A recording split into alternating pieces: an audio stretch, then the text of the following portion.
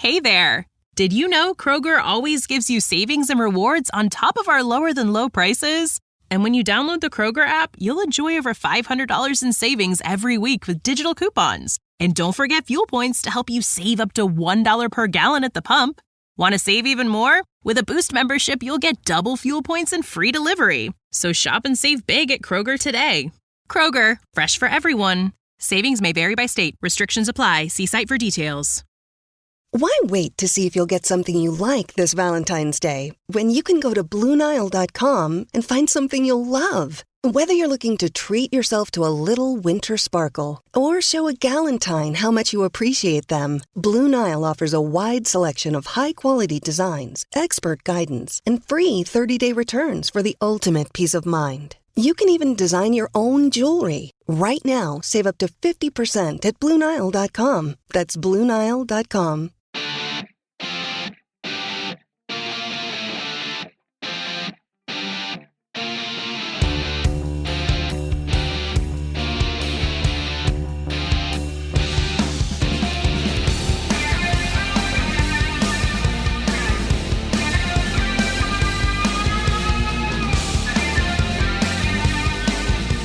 Hello, everyone, and welcome to the first episode of what Robbie and I are officially calling the Penscast. If you're listening to this podcast, you're probably familiar with us being formerly affiliated with PensBurgh, and we were formerly known as the PensBurgh Podcast, the official podcast companion of PensBurgh, SB Nation's Pittsburgh Penguins website. Well, as we've brought you some of the information over the last couple of weeks, we have moved full steam ahead with a rebrand.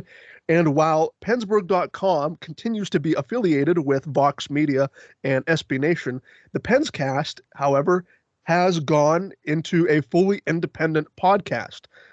What that means is kind of up in the air right now. There are still a lot of details that have to be ironed out over the next couple of weeks. But essentially, Robbie and I are going to continue to bring you Penguins content. We have decided that we're going to move forward, where we're not going to scrap the podcast.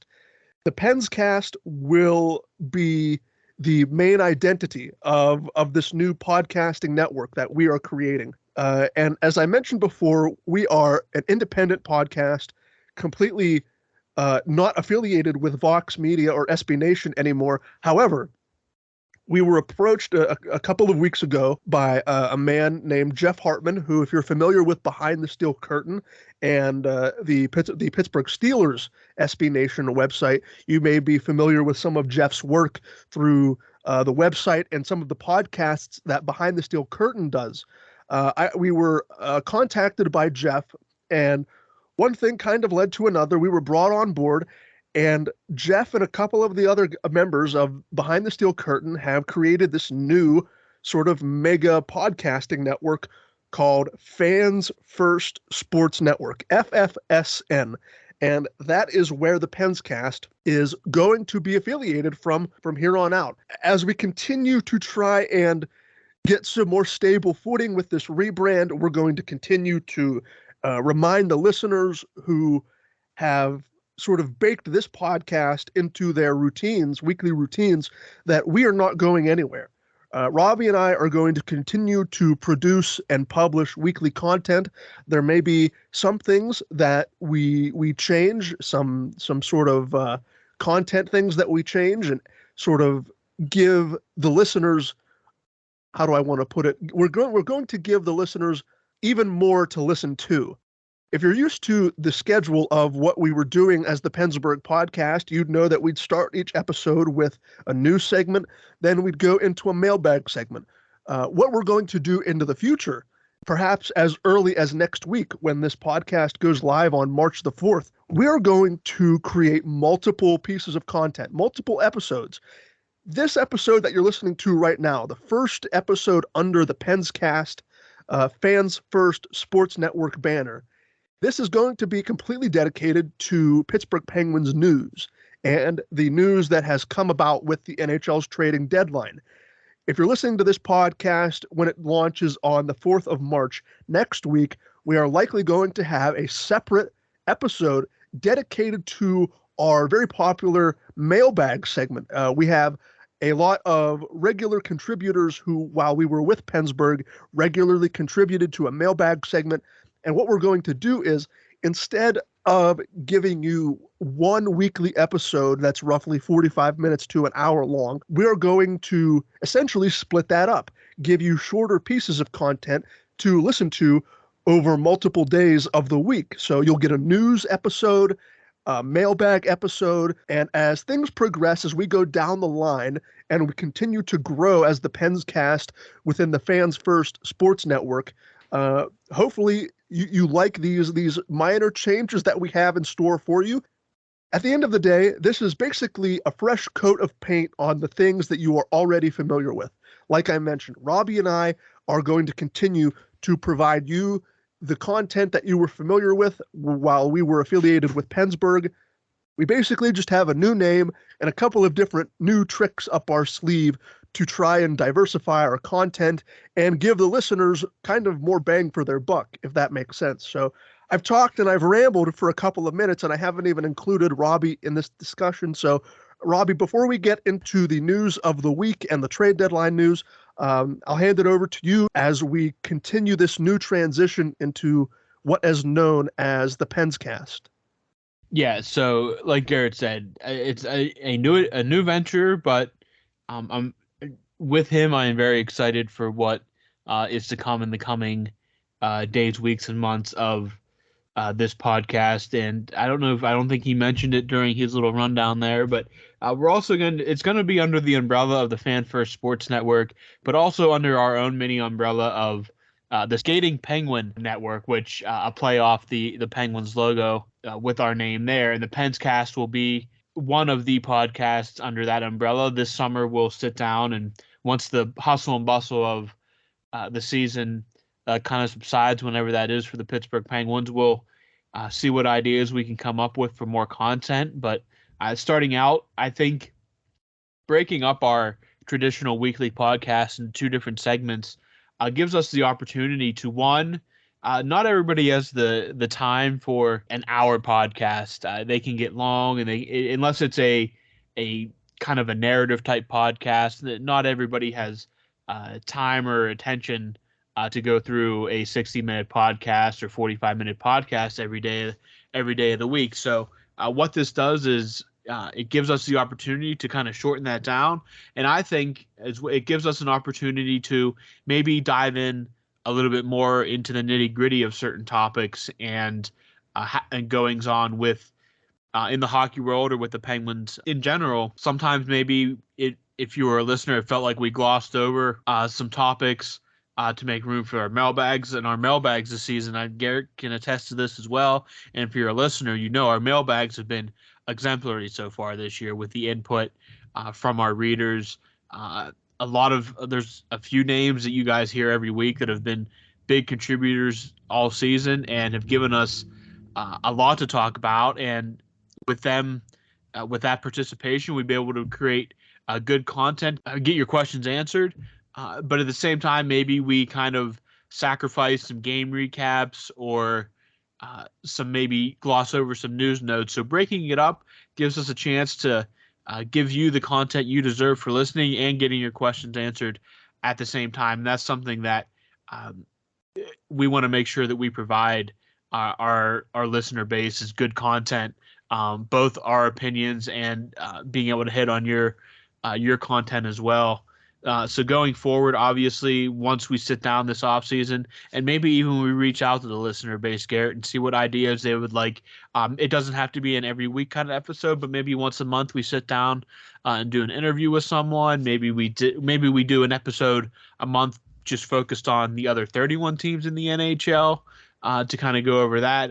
Who knows? There's a lot that can be going on as this podcast grows. This is just a first step for us, and it's a big step for us, but we didn't get to pick the timing of when all this happened. We'd like to dive right in and expand as much as possible as soon as possible, but due to the fact that it's March and not July, we're going to just start with baby steps and kind of break this podcast up into 2 episodes for everyone, and then this summer sit down and maybe even sit down with the crew at Fan First to see what ideas we can come up with to create good content for you guys, not only the rest of the season, but for hopefully many seasons to come. Again, we are formerly the PensBurgh podcast, which all of you listen to, and this podcast should download right into your normal PensBurgh podcast feed.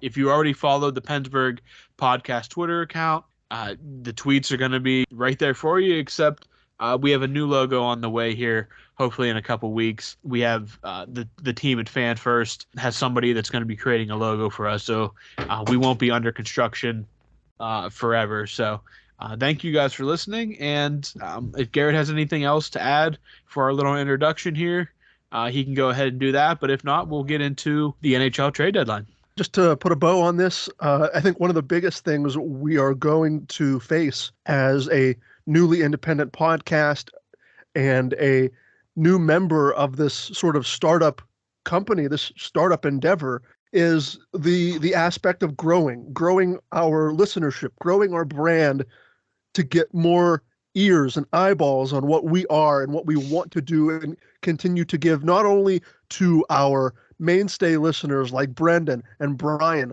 those guys who have routinely asked us questions in our mailbag segment. But as we are entering sort of this new era of the podcast, I think one of the biggest things that we can do is continue to grow on social media. And because of that, Robbie mentioned it, the sort of umbrella network that we have created is called the Skating Penguin Network.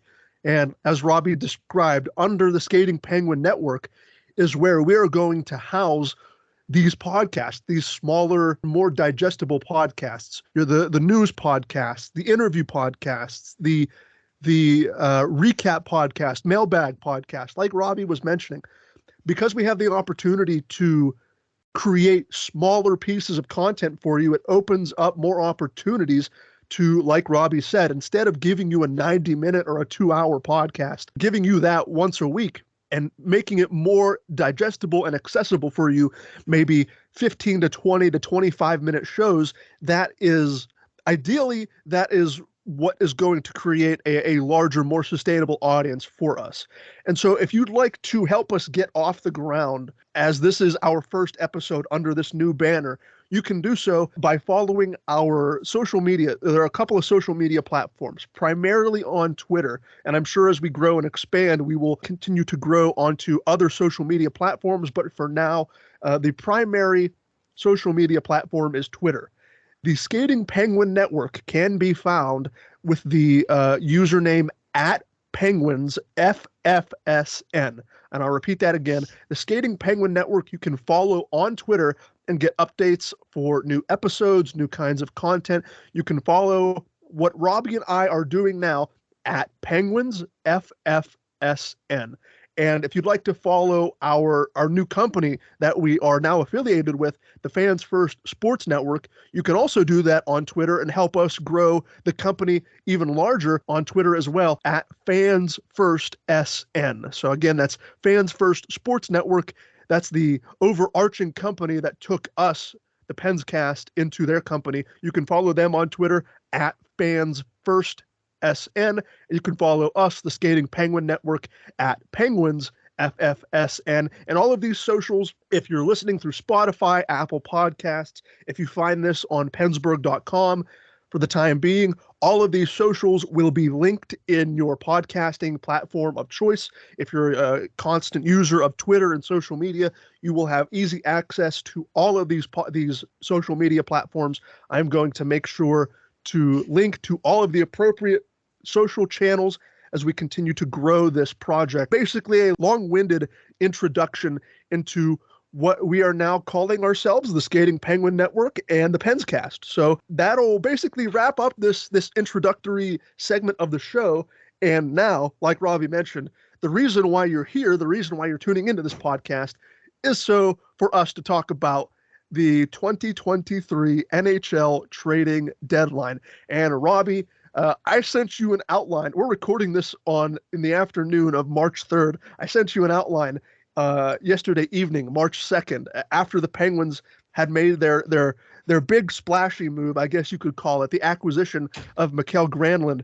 And, Ron Hextall continued to make moves up until the 3 p.m. deadline. So let's start, Robbie. Let's start with what I had written down originally. The big name, if you want to call it that, the big name the Penguins acquired from the Nashville Predators, forward Mikael Granlund. Granlund was traded for a second-round draft pick, I believe, to the Nashville Predators. Looking at this transaction on paper, Robbie, Granlund is a 31-year-old forward who has a cap hit of $5 million with 2 years left on his contract after this one. This was kind of a head scratcher. Like I said, I really don't see the value in adding another player over the age of 30 with a lot of term left on that contract, who maybe 5 or 6 years ago, Granlund would have been a decent play driving top 9 forward. But considering the Penguins were in reported discussions for possible major upgrades like defenseman Jacob Chychrun or Brock Besser or JT Miller from the Vancouver Canucks, for the Penguins to land on Mikael Granlund, for that to be their big kind of home run acquisition, kind of leaves a lot to be desired. Again, he's over 30 years old with a lot of term left on that contract. We'll get into some of the other trades as well that the Penguins have made to clear salary cap room. But Robbie, as you see this now, the acquisition of Mikael Granlund, do you think this is an upgrade to improve the Penguins' bottom six? Because right now, unless things change and he comes into it like a change of scenery kind of deal, I don't really see how this is going to be a needle mover for the Penguins and their bottom six. So as far as needle moving, I mean, at first, this is a head scratcher is definitely putting it about as perfectly as I think anybody could. And so this trade came on the heels of the Jacob Chychrun trade from Arizona to Ottawa, which everybody thought the Penguins, and they were reportedly in on it. Everybody thought the Penguins were zeroing in on him and had a really good chance of getting it. And then to see that the return was, I mean, lukewarm at best, I'd say easily something the Penguins that, despite the lack of assets, so to say, there was no players sent to Arizona. It was strictly picks going from Ottawa to Arizona, and they are picks that the Penguins, I think, easily could have given up without sacrificing what I would say as too much. The rumor was that if they would have moved Teddy Blueger sooner, they could have made this possible. Don't buy it, because the Blueger move came not long after the Chychrun trade was announced. So I think on the surface, that was kind of a kick in the guts, is not getting Chychrun, because it seemed like the Penguins were right there. And then seeing what the return actually was and seeing that the Penguins easily could have done something like that was definitely a kick in the gut. And then on the heels of that news came the trade for Mikael Granlund. And if you look at just his box score numbers, it isn't the worst thing in the world. The assist numbers are good. He doesn't score a lot, which is obviously an issue with the Penguins' depth, is they don't score a lot. So that way it was kind of a kick in the gut, but the numbers weren't awful. What was awful was when they put up the player cards with the analytic numbers. It was, in some ways, a worse situation than Jeff Carter. His numbers are not good defensively. He is not a forechecker, which is what the Penguins' entire system basically is a heavy forecheck system, and that is a huge problem with the Penguins' third line as is, or what it was that they couldn't score and they didn't forecheck. And the Penguins need that, and Mikael Granlund does not bring that. He can kill penalties, and he does have good assist numbers, but he's not playing with guys that are going to fill the net. And that was kind of, just a kick in the gut coming on the heels of the Chychrun news. But one thing I will say, and I kind of thought about this kind of last night into today, another trade that was rumored at the time was the Penguins going after either JT Miller in Vancouver or Brock Besser, also from Vancouver. Both guys that I would have, if I had to pick one of the two, I would have picked JT Miller, a little bit better player, not having the best season. His big issue is the contract is an albatross and it's not going to age well. So to make that contract work, they would have to give up a significant piece going back. And the big name or names that were floated were either Marcus Pettersson or Pierre-Olivier Joseph, and that is an and/or. There was some talk that both guys could be going in a JT Miller, Brock Besser trade situation. And I think if your choices were that, while I think that either Besser or Miller would have been a better player than Granlund, getting Granlund for only giving up a second-round pick is better than getting JT Miller or Brock Besser while giving up two key parts of your defense. Marcus Pettersson is having a year. Marcus Pettersson is putting up, for what he's making, a phenomenal performance this season. And Pierre-Olivier Joseph, for as much as we talked about him being a free agent or a trade piece back at the beginning of the season, has developed into a very, very good NHL defenseman, to the point where we all thought Ty Smith was just going to wait down in the AHL a little bit until it was time for until they traded Joseph. And now all of a sudden, Ty Smith has made a short cameo this season, and Pierre-Olivier Joseph has developed into a top 4 defenseman for the Penguins. So that way, if you could have gotten JT Miller for just picks, I think even with that contract, that I'd rather have him over Mikael Granlund. But comparing the returns, and that Granlund does not do much to move the needle. If anything, it's a complete wash on that third line now, because Jeff Carter's still probably your center, and there's a lot to work out there. I'm happy that they only made the Granlund deal, not because Granlund makes this team a Stanley Cup contender, because it did force them into making a trade for JT Miller with that huge contract while giving up at least one, maybe two very important pieces to that blue line. So Granlund, not great, not going to move the needle. In fact, in a way, maybe makes them a little bit worse. And cap management wise, not a great move. He signed for 2 more years after this year at $5 million. There was no salary tension, but comparing the returns, I'm glad they didn't sell away the farm on defense to get an albatross contract and JT Miller, who's not having the best season.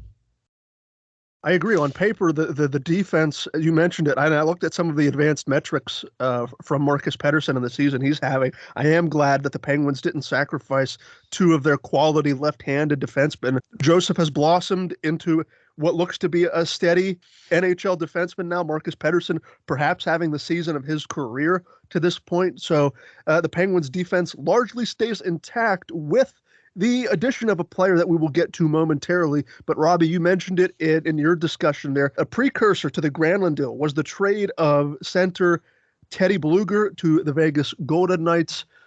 Teddy Blueger was traded to Vegas in exchange for defenseman Peter DiLiberatore and a 2024 third-round draft pick. Blueger was on an expiring contract, and he hadn't really reached the level of production he sustained perhaps 1 or 2 seasons ago. His defensive metrics had sort of fallen off a cliff. Ideally, this means Ryan Poehling or Drew O'Connor is going to take his place on the 4th line. Robbie, you kind of mentioned it there, but it looks like Blueger's time in the black and gold has come to an end. He's going back into Vegas gold instead of Pittsburgh gold. So looking at Blueger heading over into the Western Conference, what were your thoughts on what was essentially a salary cap trade for a draft pick to get rid of Blueger? What were your thoughts on the Blueger trade and really his time here in Pittsburgh? His time in Pittsburgh, I think he did what he was there to do, except the scoring, just even for a 4th line guy, just was not there. And you just needed a little more offensive production. And for as good as he was defensively, what he was making, it was a logical move. He probably wasn't, the more I think about it, I don't think he was coming back next season. He was on an expiring contract, and basically he was moved just for the Granlund trade. I mean, it was a small price of business. Nothing was really, no major pieces were moved in the deal. The Penguins get an AHL defenseman out of it, and he was DiLiberatore. He was assigned directly to the AHL upon the completion of the trade. And I mean, he served his role in Pittsburgh admirably for all those years, but now it's that part's over. That chapter closes, and if you see what the Penguins do have in the system, it's not great, but there are plenty of guys down there that can fill the role that Bluger was, and probably provide a little more of an offensive spark. We saw a little bit against Tampa Bay and Drew O'Connor. O'Connor is firmly kind of established himself at this moment as an NHL player. I think you're going to see Alex Nylander in the near future. He's tearing it up down there. For $2 million, you can easily fill that role out with guys that are making much less. And it's too bad that if that was what held up the Chychrun trade, then that is absolutely malpractice by Ron Hextall, which pretty much, I guess, would define most of his tenure here in Pittsburgh. If that is what held up the deal because you couldn't make the money work because of Teddy Bluger of all players, then that is a completely different topic to discuss. But yeah, I think the move, it makes sense for many reasons. It helped facilitate the Granlund trade. He was on an expiring contract anyway, and really you did get something for him. I mean, so you did get a pick and an AHL guy. Those are kind of wild cards. You never know what that can bring forth. So good luck to Teddy. No hard feelings there at all. He did what he was asked to do, and when he was doing his specialty at the top of his game, he was very good at it. The lack of scoring really killed him, and there's guys that can play defense like he can, but add a little more scoring, and the Penguins have some of those guys already in the system. So hockey trade, and can't really say too much about it other than it is what it is, and good luck to Teddy in Vegas. So in the outline that I sent to you last evening, Robbie, I typed the next thing I wanted to talk about was Brock McGinn and Mark Friedman were put on the waiver wire. They both cleared waivers and they were sent to Wilkes-Barre Scranton. These were obviously salary cap maneuvers as Ron Hextall continued to work the phones. However, Brock McGinn is factored into the next part of this discussion. The Penguins traded Brock McGinn and a draft pick to the Anaheim Ducks for veteran defenseman Dmitry Kulikov. The Penguins get out of Kasperi Kapanen's contract, who was put on the waiver wire. He was somehow claimed by the St. Louis Blues, so thank you very much, St. Louis, for getting the Penguins out of the Kasperi Kapanen contract. And then hours later, the second albatross contract, if you want to call it that, Brock McGinn, who in my estimation is a fourth liner. He is a competent NHL fourth line player who is overpaid. He was traded to Anaheim in exchange for defenseman Dmitry Kulikov, who's on an expiring contract. Some salary was retained. This is kind of, if I'm looking for a positive here of this trade deadline, we talked about it before we started recording, and maybe we'll give our trade grades at the end of this discussion. But if there is a positive thing to take out of this, the Granlund contract is very unfavorable. I don't like it one bit. And the fact that there's term there for the next couple of seasons, I don't like that much at all, as a matter of fact. However, the Penguins were able to get out of Kasperi Kapanen's contract. Now they were able to get out of Brock McGinn's contract for pending unrestricted free agent defenseman and Dmitry Kulikov. So McGinn is gone. Kapanen is gone. Mark Friedman is in Wilkes-Barre Scranton. Dmitry Kulikov is on his way to Pittsburgh. Robbie, this kind of reminds me of the trade that Hextall made at the deadline last season, bringing in defenseman Nathan Beauvillier. He didn't suit up for the Penguins. He was more or less basically there as an emergency break glass now scenario for the Penguins on their blue line. This kind of strikes me in a similar tone, but I'll turn it over to you, Robbie. They get out of these contracts of McGinn and Kapanen. They bring in Kulikov and a player that we're going to mention, we'll save for last, another player from the West Coast as well. But we'll start with Kulikov. Robbie, what are your thoughts on bringing in the veteran defenseman and getting out of Brock McGinn's contract? So I think the big piece here is getting out from that contract. Dmitry Kulikov comes to the Penguins on a blue line that's already a complete logjam. Not a great year he's putting up in Anaheim, but what I will say is that Anaheim is the worst defensive team in the NHL. That is just a disaster for a guy like Kulikov, and he's in the midst of his first season with the Ducks, and when he was traded in August, his last year was not bad. If you look at his player card and his analytics, not bad. And he did drop down a little bit between 2020-2021 season and the 21-22 season. A slight dip, but nothing like his analytics this year are terrible. A lot of that can probably be chalked up to playing in Anaheim. I don't know what role, if any role, he's going to have in Pittsburgh. He's a third pairing defenseman at best. And again, that could have simply been a move to just get out of the Brock McGinn contract, which a shrewd bit of business by Hextall, so I got to give him credit there. Kulikov, he's 31. I don't think that this is the worst move. I think playing on a team like the Penguins has a chance to just a better team. I know the Penguins have struggled this year, but they haven't been Anaheim bad. So just playing on a better team with a better system could make him a completely different player if he comes to Pittsburgh and plays any significant time again. I don't know where he fits in as a left-handed defenseman on this team right now. Do you maybe give him a shot with if Brian Dumoulin can't go, if Brian Dumoulin gets hurt, or what? I don't again, he's not going to come out and be a star, but he's could very well still be a very solid defenseman for the Penguins in the stretch run if called upon. But I think the big takeaway here is getting out from under that McGinn contract. It's never good when the GM is moving players that he signed.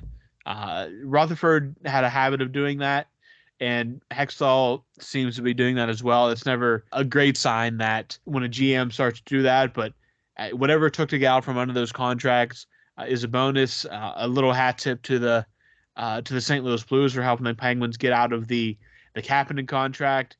And next, it will give, hopefully, even through all this, we still end up with a new general manager heading into next season, and it gives that guy not having to worry about those contracts on the books, and it'll give them a little more breathing room with the salary cap. So the Kulikov trade, the big takeaway is moving McGinn, and maybe Kulikov comes in and does give you a solid defense, which something the Penguins definitely could use. All right, we will save the nostalgia trade for last. This is it. Ladies and gentlemen, if you were a fan of those 2016-2017 Stanley Cup winning teams, you will maybe be a fan of this trade. The one and only Nick Bonino is back in Pittsburgh. He was traded to Pittsburgh as part of a 3-team trade with the San Jose Sharks and Montreal Canadiens. Bonino is back in Pittsburgh. The San Jose Sharks receive a couple of draft picks. Montreal comes in to facilitate this as part of a 3-team trade. Montreal is going to retain 50% of Nick Bonino's contract, which was a $2.05 million cap hit. So Bonino is going to be paid roughly a little over $1 million. He is on an expiring contract, the same as Kulikov. So I imagine Bonino, Robbie, is going to come in. He can provide a bit more offense than Teddy Blueger can. I don't think he's as ineffective as maybe some were led to believe.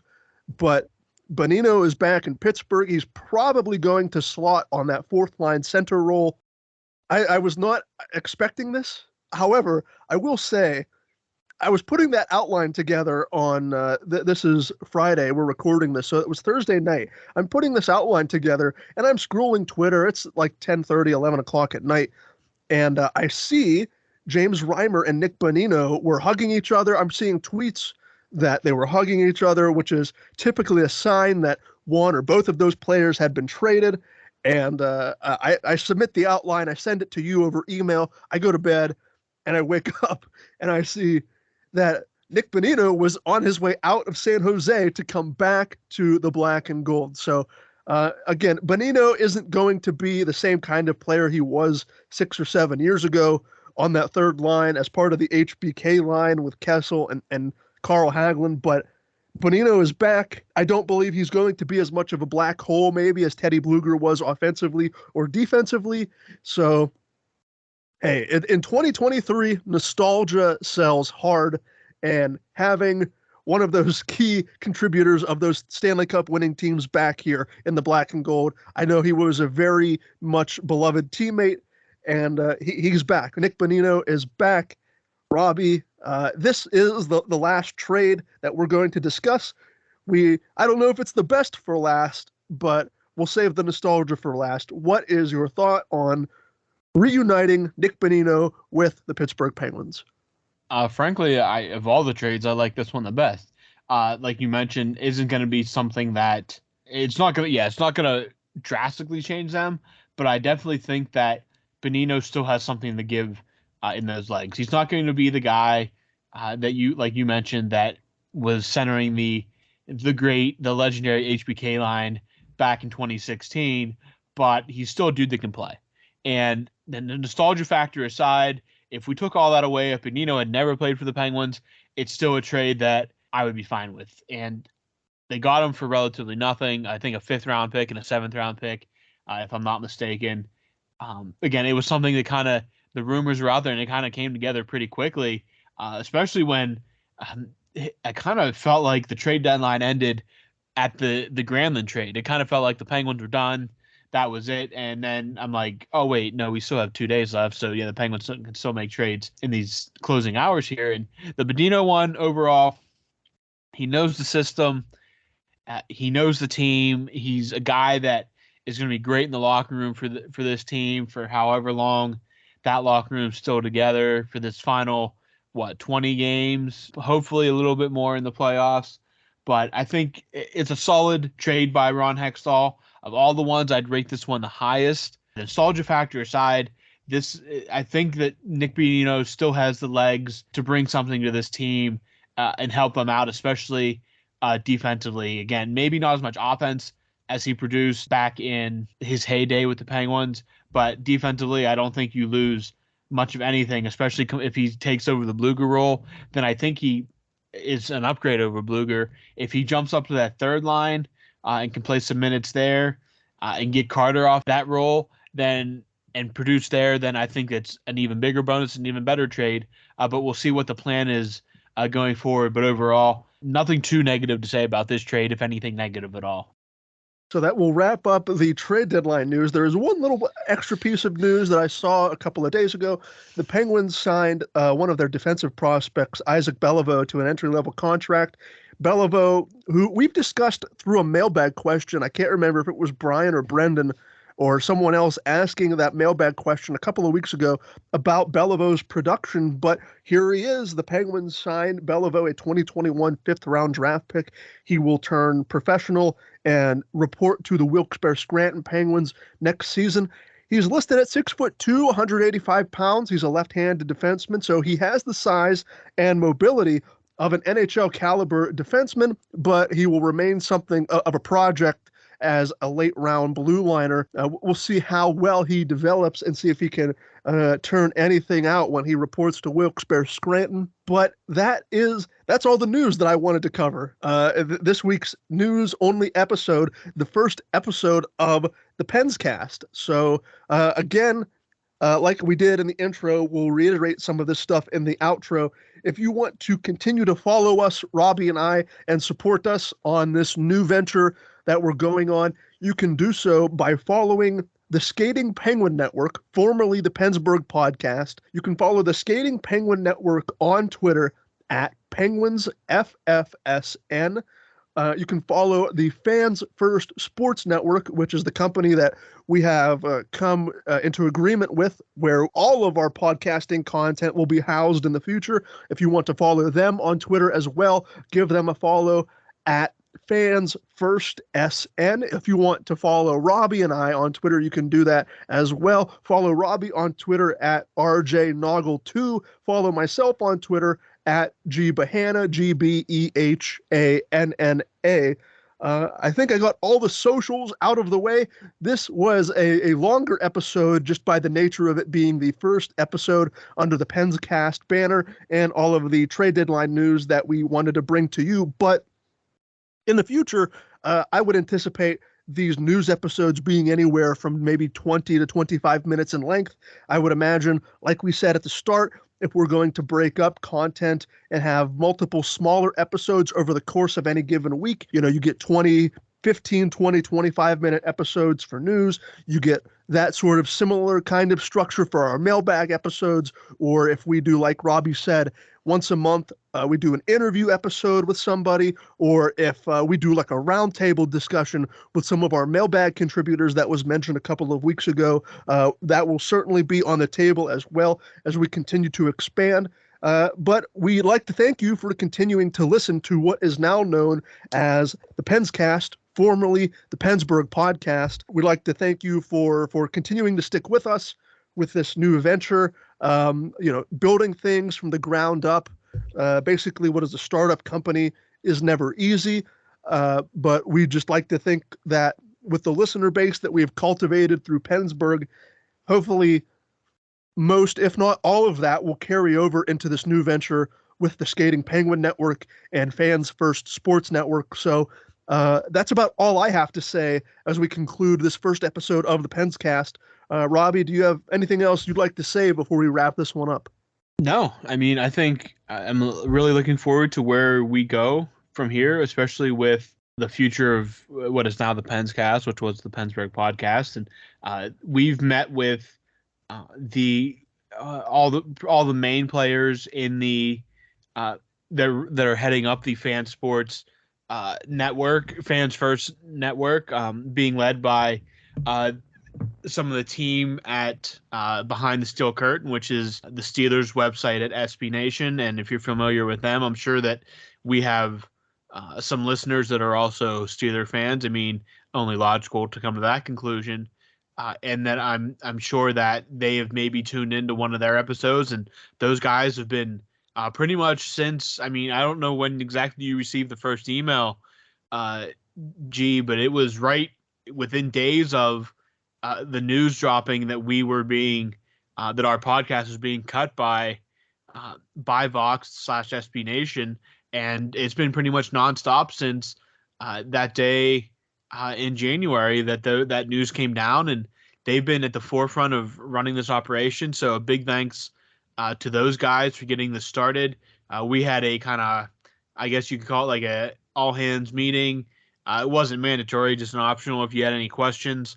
And we got to meet some of the other producers of other sites. I know that just off the top of my head, the Cannon, the CBJ, the Blue Jackets podcast is going to be one of the six NHL podcasts that will be ready at launch of the Fan First Network.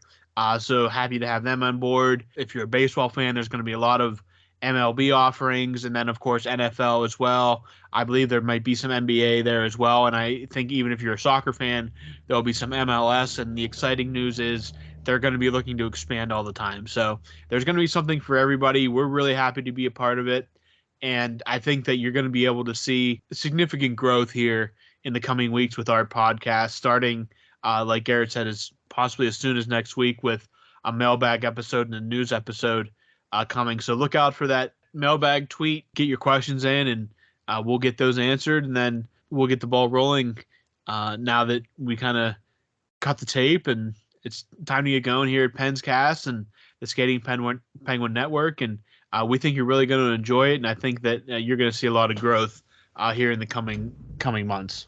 That will do it for the first episode, now known as the Penscast. For Robbie Naugle, I have been Garrett Behanna. Thank you so much for sticking with us, for listening to us over the course of this crazy roller coaster ride. We are not going anywhere. If anything, we are going to continue to bring you what we hope is some great audio podcasting content focused on the Pittsburgh Penguins in the near future. So stay with us. We hope you join us for the ride and wherever it takes us. For Robbie Naugle, I have been Garrett Behanna. Thank you so much for listening to this edition of the Penscast, and we will talk to you sometime next week.